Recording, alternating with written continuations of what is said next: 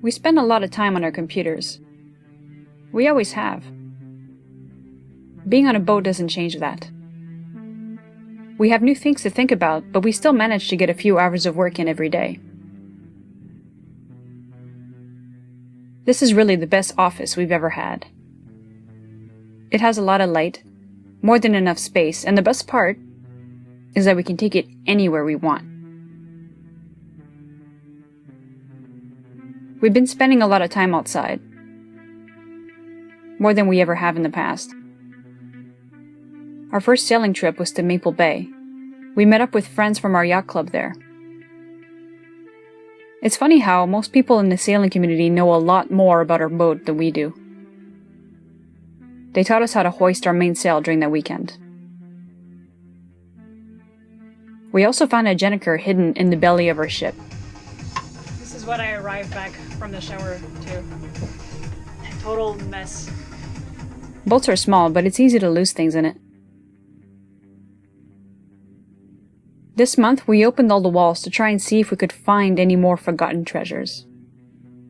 We didn't find anything special, but we caught a glimpse of how the boat is wired up. It's going! It's going! Now we have the screw. Everything on a boat is more complicated. You can't make holes everywhere to pass wires, because sometimes there are other wires or plates there. You also have to remember that on the other side of that wall, there may be water. Oh! I still want to cry a little less, but I'm still upset.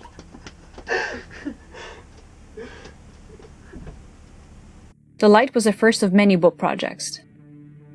We fixed the mast boot, the ceiling, installed a radio too.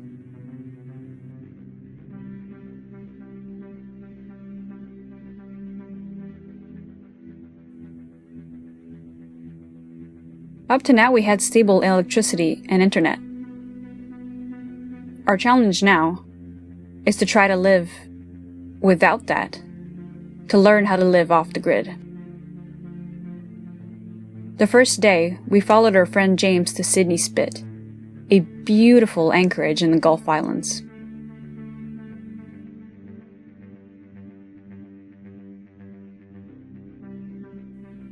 The water was calm, not a sound to be heard. The sunset that day is one we will remember forever.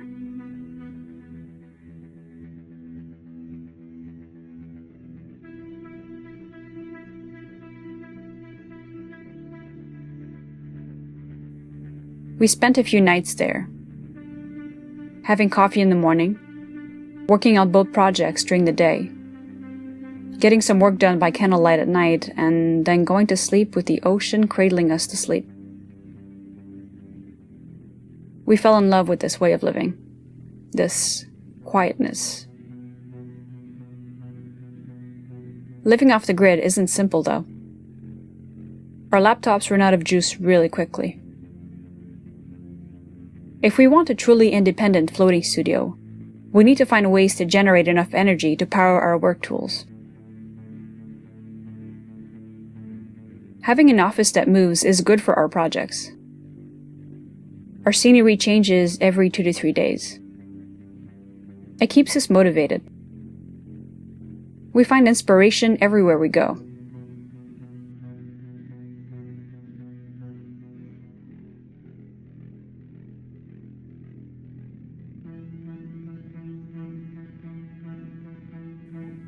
The things we see have a way of seeping into what we create.